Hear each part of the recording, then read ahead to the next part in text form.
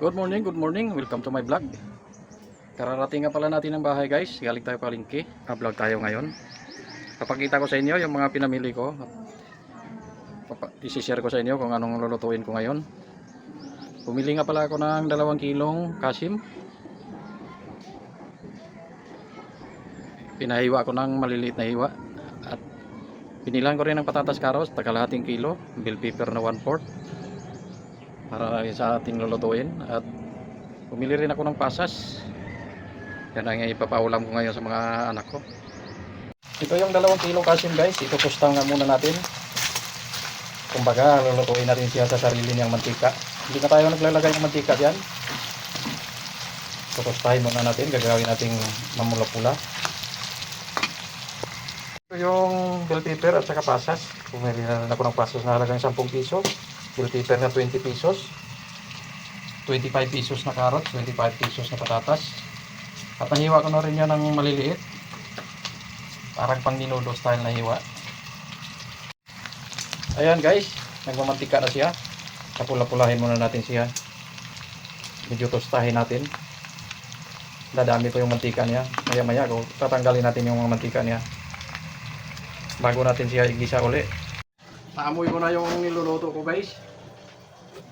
Narinig ko na yung putok-putok ng ano sa mantika.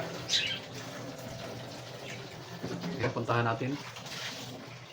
Ako, dami ng mantika.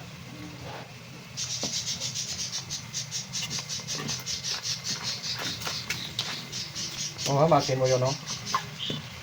2 kilong kasim. Ito na lang kinalabasan niya. Hindi pa siya tostado.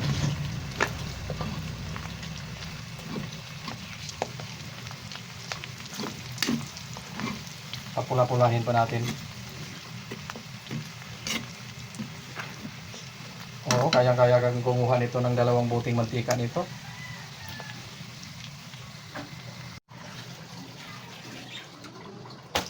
Mga pala yung mga alaga ko. Malaki na sila. Oh, gutom na rin yata, oh.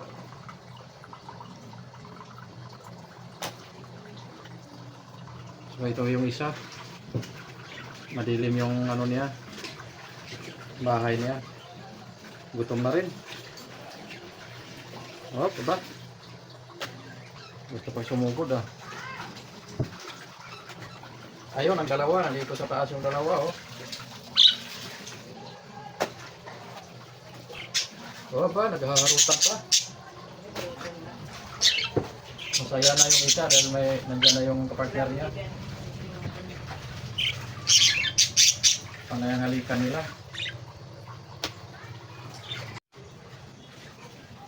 Habang nagluluto tayo, inaayos ko na rin yung mga labahan.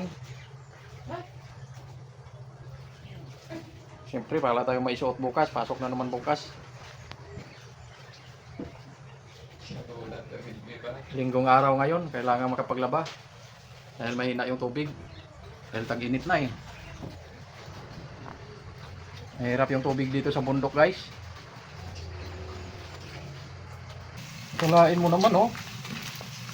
Pag alis natin kanina, konti pa lang mantika. Ayun, ang dami na.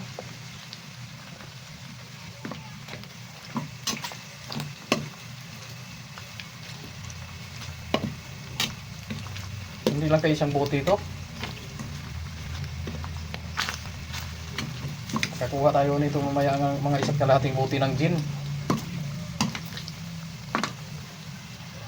Hindi pa tosta yung iba eh.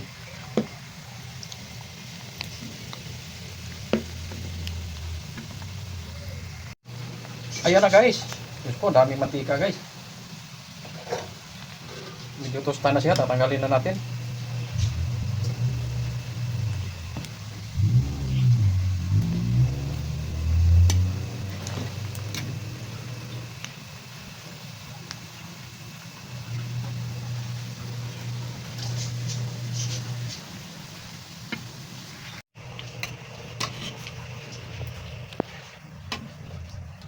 Oh, halakin mo yung ano natin. 2 kilong kasim. Ito lang kinalabasan niya, oh. Natusta na siya. Pero yung mantika naman niya, sulit, ang dami. So, ang gagawin natin, dito na rin natin prituhin yung ating patatas carrots. Pituhin muna natin yung patatas carrots natin.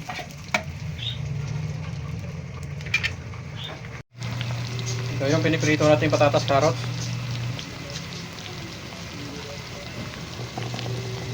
Kailangan mas masarap yung prito yung patatas carrots dahil yung partner natin na focasin, tostado na.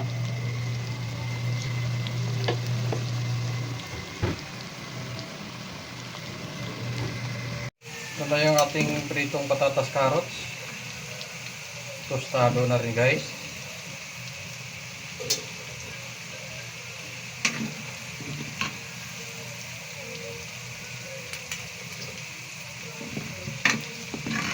Tanggalin na natin. Dito na rin tayo mag-isa. Tagalan na lang natin ng mantika.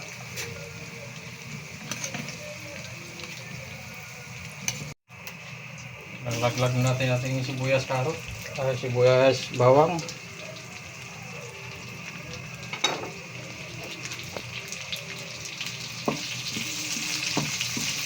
Papula-pulahin lang natin.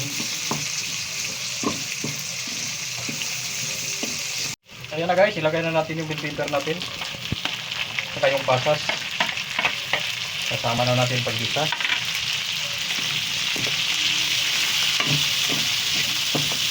Mabango na yung ating bell pepper. Ang luto na. Maglagay na tayo ng soy sauce. Pagkagayag lang yan sa kulay. At saka yung tomato sauce natin.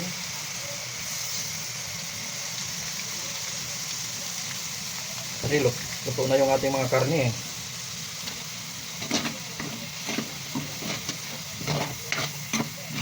Pakuluin na lang natin. Ayan guys, pwede natin ilagay yung ating tostadong asin. Kasi luto na yan guys.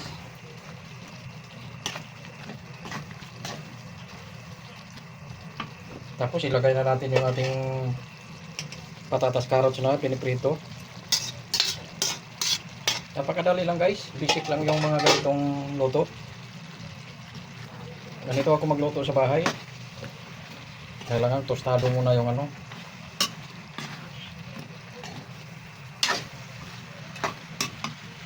lagyan na natin ng konting paminta powder.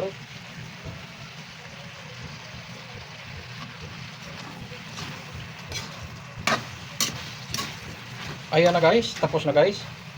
Pag mga ganitong luto, hindi to panisin. Kahit ilang buwan pa to, ilagay nyo sa pag hindi nyo maubos. Hindi na ako naglagay ng tubig nito. Ayan o. Pag mga ganitong klaseng luto, tatagal to. Lalo na sa init ng panahon ngayon. Yun.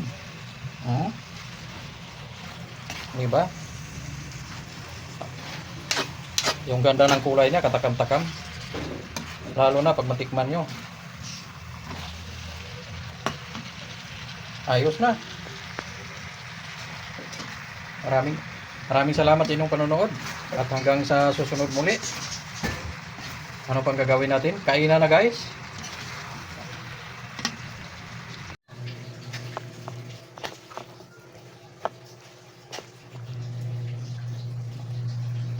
Kung magandang luto sa handaan, hindi ito panisin. Ganito nga luto. Walang sarsa. Wala nga lang siyang hotdog at pineapple, pero pwede na. Sarap pala. Bawa.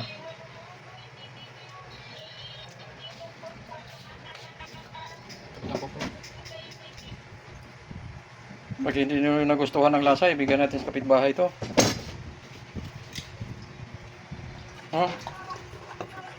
Kinahamit sa gusto nila ba? Baryo ba?